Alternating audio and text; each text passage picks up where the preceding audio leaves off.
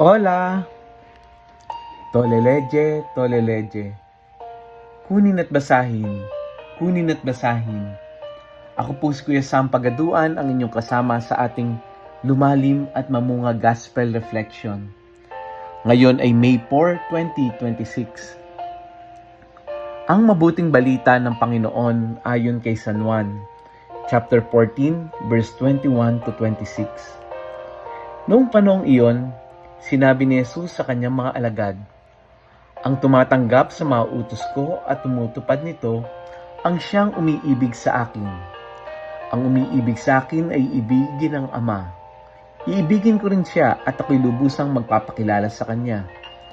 Tinanong siya ni Judas, hindi ang Iscariote, "Panginoon, bakit po sa amin lamang kayo magpapakilala ng lubusan at hindi sa sanlibutan?"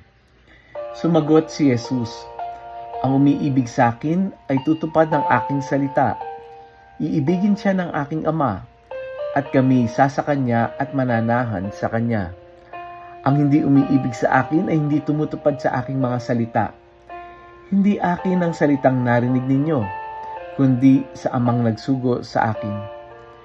Sinabi ko sa inyo, ang mga bagay na ito samantalang kasama pa ninyo ako. Ngunit ang patnubay, ang Espiritu Santo na susuguin ng Ama sa pangalan ko, ang siyang magtuturo sa inyo ng lahat ng bagay at magpapaalala ng lahat ng sinabi ko sa inyo." Ang mabuting balita ng Panginoon. Pinupuri ka namin, Panginoong Hesukristo. Happy Monday po sa inyong lahat. First Monday of the month. Sa gospel natin ngayon, napakaganda ng paalala ni Jesus. Sabi niya, "Ang tumatanggap ng aking mga utos at ang mga tumutupad sa mga ito, ang siyang umiibig sa akin." Direkta, walang paligoy-ligoy. Hindi niya sinabing ang umiibig sa akin ay yung nagsasabing mahal niya ako. Hindi. Kundi ang kanyang pamantayan, ang tunay na umiibig sa Panginoon ay sumusunod. Sa totoong buhay, ganito rin naman talaga dapat. Hindi sapat yung mga salita. Hindi po pwedeng sasabihin mo lang na, "Ay, basta mahalaga ka sa akin. Basta mahal kita." Dahil ang tunay na pagmamahal ay nasusukat sa consistency.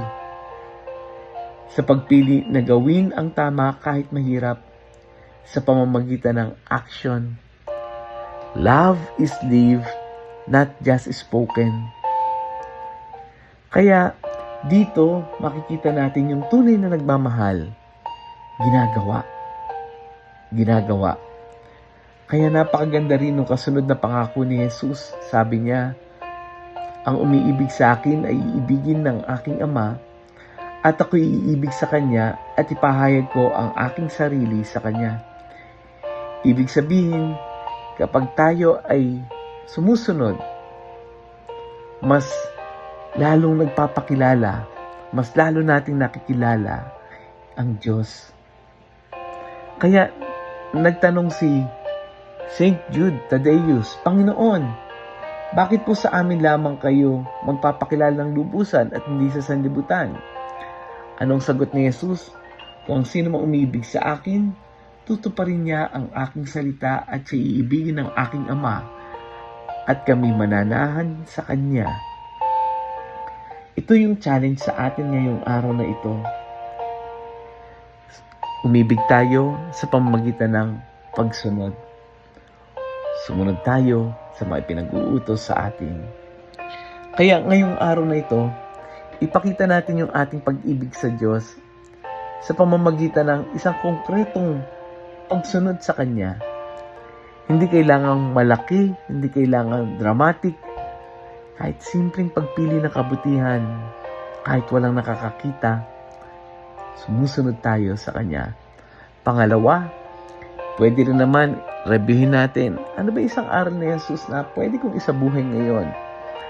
Dahil na ang tunay na pag-ibig ay hindi lang sa pamamagitan ng salita, kundi pagsasabuhay nito sa araw-araw. Let us pray.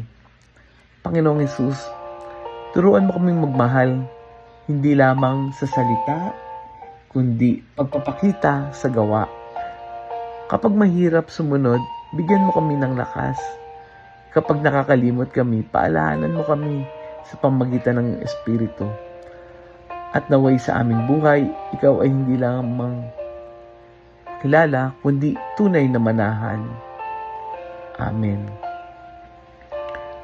Friends, meron ka bang kakilalang nahihirapang sumunod, nalilito sa decision, o nangangailangan maalala na may Diyos na nananahan sa Kanya? I-share natin yung audio gospel na ito sa ating mga GC, kaibigan, kamag-anak, kapamilya o classmate. Yung simpleng pag-share mo, nagiging paalala na ang tunay na pag-ibig ay isinasa buhay.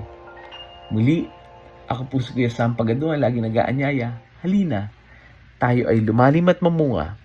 Lumalim sa pananampalataya at mamunga na mabubuting gawa. God bless us all.